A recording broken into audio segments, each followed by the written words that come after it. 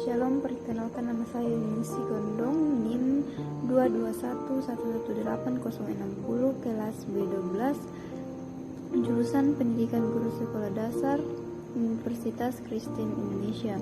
Pada video ini saya akan menjelaskan mengenai materi konsep Tuhan, konsep manusia, konsep dosa, dan konsep penebusan. 1. Konsep Tuhan terdiri dari 3, yaitu 1. Penyataan Allah, 2. Allah Tritunggal, 3. Hakikat Tuhan Allah. Penyataan Allah dibagi 2, yaitu 1. Wahyu umum, 2. Wahyu khusus. Wahyu umum adalah di mana Allah menyatakan dirinya kepada semua orang di setiap waktu dan di segala tempat.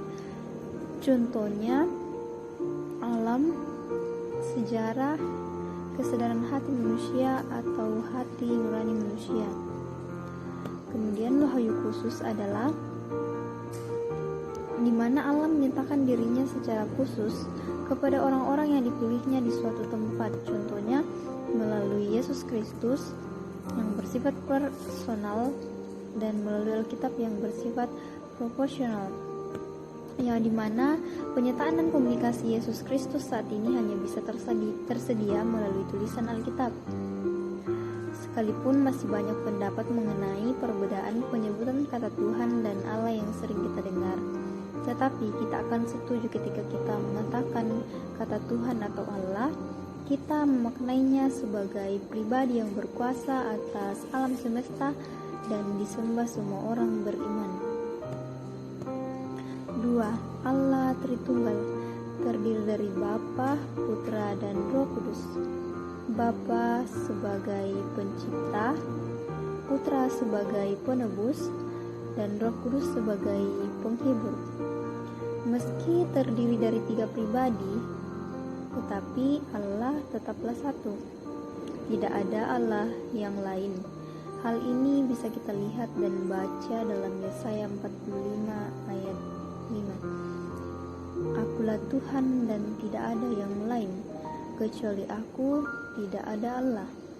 Aku telah mempersenjatai engkau sekalipun engkau tidak mengenal Aku. 3. Hakikat Tuhan ada 2. 1. Allah itu hidup, 2. Allah itu kekal. Hidup itu identik dengan kesadaran diri, seperti berpikir, berencana, bertindak, serta berkuasa. Kekal berarti abadi, tidak berawal dan berakhir. 2. Konsep manusia. Pada dasarnya manusia itu beragam dan masing-masing memiliki pandangan yang berbeda-beda. 1. Asal-usul manusia Toraja, 2. Manusia menurut agama Hindu, 3. Manusia menurut agama Buddha, 4. Manusia menurut agama Islam, 5. Manusia menurut agama Kristen. Asal-usul manusia Toraja. Buang Matua atau Sang Pencipta menentunkan aluk yang dinamakan sukaran aluk. Sukaran di sini sama dengan aturan dan aluk sama dengan agama. Bersamaan dengan itu diciptakanlah nenek manusia pertama, yaitu Datu Lauku. Kemudian Buang Matua menciptakan segala isi bumi ini dan menciptakan 8 unsur makhluk di atas langit melalui suatu tempat ciptaan yang disebut Sowan Sibarung. 1. Nenek manusia bernama Datu Lauku. Yang kedua, nenek racun berbisa bernama Menranto. Yang ketiga, nenek kapas bernama Lauku. Yang keempat, nenek besi bernama Irako. Yang kelima, nenek hujan bernama Pung Pirik-Pirik. Yang keenam, nenek kerbau bernama Menturini. Yang ketujuh, nenek padi bernama Lamemma. Dan 8, nenek ayam bernama Menturiri.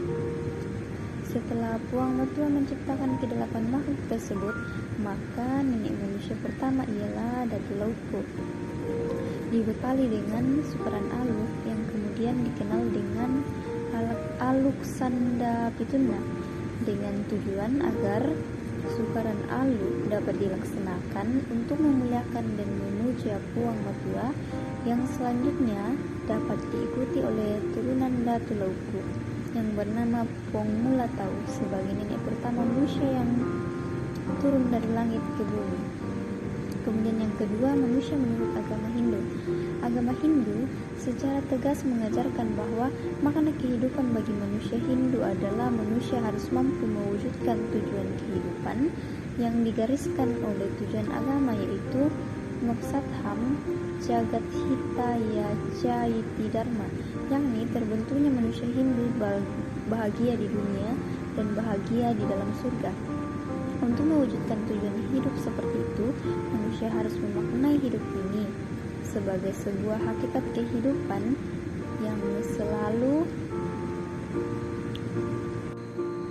manusia menurut agama Hindu.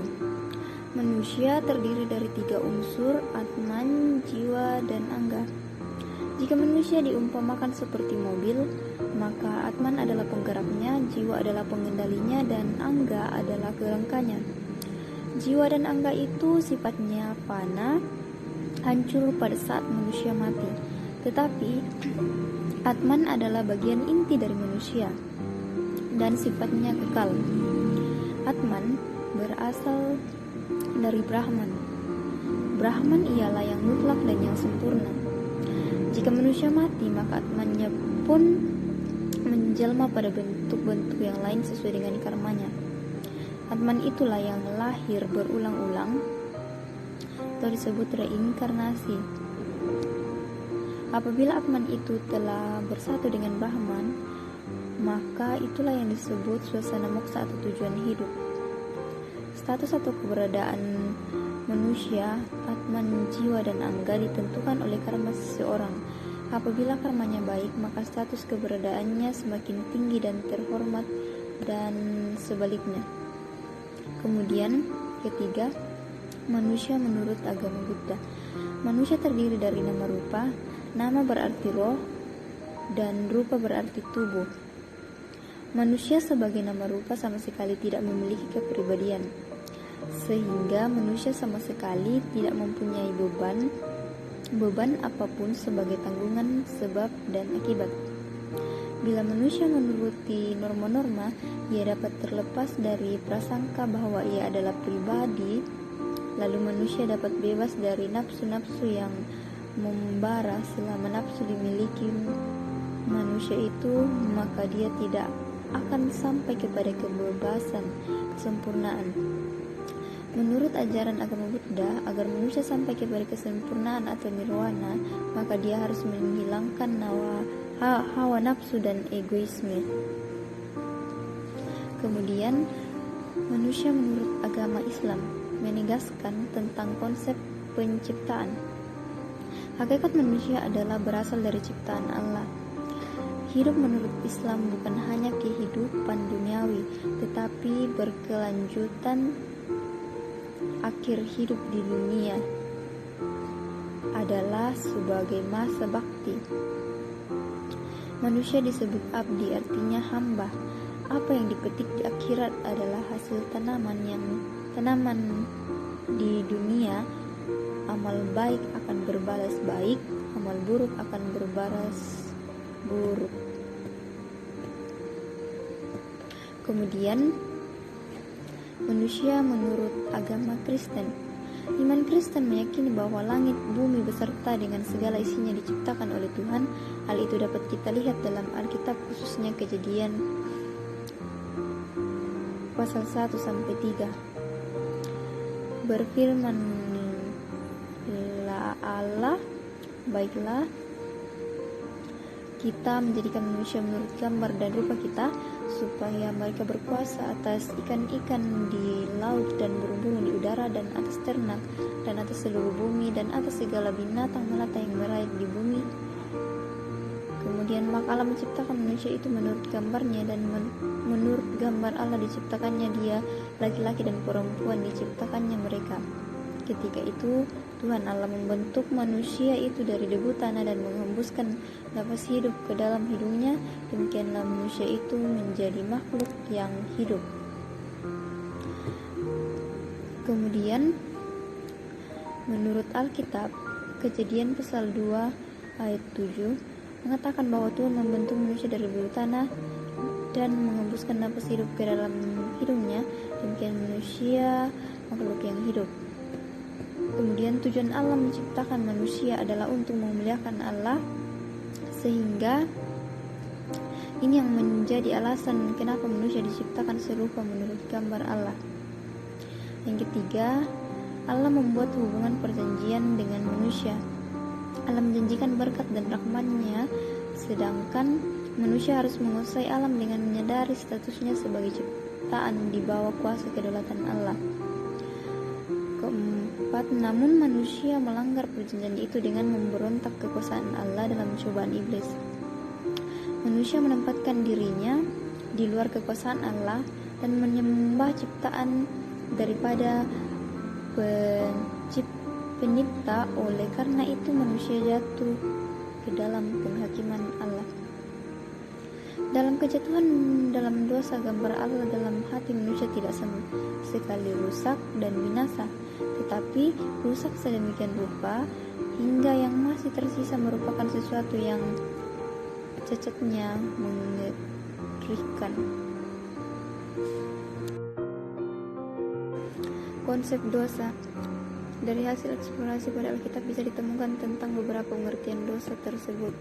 Antara lain, dosa perbuatan menentang kehendak Allah, dosa adalah keluncasan menyimpang dari jalan benar, dosa merupakan kerusakan total, penyakit alamiah manusia, penyakit yang mempengaruhi kepala, hati, dan kaki, penolakan perbuatan baik dan menjadi egois, penolakan manusia pada Allah. Dosa berarti menolak kasih Tuhan, tidak mempercayai kebenaran Tuhan. Dosa adalah perbuatan meninggalkan Tuhan. Pengertian dosa menurut Alkitab sendiri pada dasarnya adalah sikap yang menolak kemurahan cinta kasih Tuhan yang telah diberikan kepada kita. Adanya keberadaan dosa sendiri bermula dari sikap iblis yang pada mulanya adalah malaikat yang menyalahgunakan kehendak kebebasannya untuk menentang Allah. Konsep dosa dalam Alkitab mengajarkan bahwa dosa lebih dari sekedar kegagalan etika. Untuk menyatakan dosa dengan sesuatu yang tidak tepat hanya mengandalkan arti dosa itu. Pengertian dosa menurut Alkitab dalam Perjanjian Lama dan Baru. Dosa dalam Perjanjian Lama dapat disimpulkan pelanggaran atau pemberontakan manusia terhadap kehendak dan perintah Allah yang dilakukan manusia secara sengaja. Artinya manusia secara sadar melawan Allah. Benih dosa sudah dimulai sejak manusia meragukan firman Allah. Kejadian pasal 2 ayat 16 sampai 7, Kejadian pasal 3 ayat 1 sampai 4. Wujud dosa memang mendatangkan kenikmatan, tetapi akibat dosa membuat manusia merasa malu, takut, dan salah. Kejadian 3 ayat 7 sampai 11 serta mendatangkan hukuman. Dalam Perjanjian Baru, dosa dilukiskan dalam bahaya Yunani hamartono yang artinya melenceng, luput, berpikir pendek, dan sesat, membuat kesalahan, kejatuhan moral. Hamartena artinya keliru, pelanggaran hukum. Hamartia yang artinya salah, melenceng, pemberontakan, kejahatan, khilaf, iri, dengki, benci, jahat, bohong, mencuri, ide jahat, perseteruan dengan Allah. Roma pasal 8 ayat 7. Adikia atau kakia, pelanggaran terhadap Tuhan dan hukum-hukumnya. 1 Yohanes pasal 4 ayat 8. Ketidaksetiaan, ketidakpercayaan, ketidakadilan. Akibat dosa menurut Alkitab yang dapat merusak kehidupan manusia. Beberapa akibat yang ditimbulkan adanya perbuatan dosa yaitu: 1. Merusak hubungan Allah dengan manusia. 2. Merusak hubungan dengan sesama manusia. 3. Merusak citra manusia. 4. Membawa kematian. 5. Adanya penghakiman. 6. Manusia mengalami penderitaan. 7. Timbulnya ketakutan. 8. Hukum tabur tuai. 9. Hubungan manusia dengan alam menjadi rusak. 10. Timbulnya penyakit. 4. Konsep penebusan. Penebusan Kristus menjadi titik balik kehidupan manusia yang sebelumnya menolak Allah menjadi orang percaya. Kematian Kristus di kayu salib merupakan pengorbanan sebagai yang tidak ternilai untuk menebus manusia dari dosa. Pengorbanan tersebut sebagai wujud kasih Allah yang tidak terbatas pada manusia. Manusia dapat berdamai dengan Allah melalui penebusan Kristus. Setiap orang percaya telah mengalami penebusan Kristus dan memiliki perspektif yang baru dalam menyikapi karya Allah dalam dirinya dan dunia ciptaan, dan menerapkannya secara praktis dalam pengalaman hidupnya, termasuk dalam praktek pendidikan Kristen. Demikian materi yang bisa saya bawakan. Jika ada kesalahan, mohon maaf dan mohon memberikan komentar yang membangun. Sekian dan terima kasih.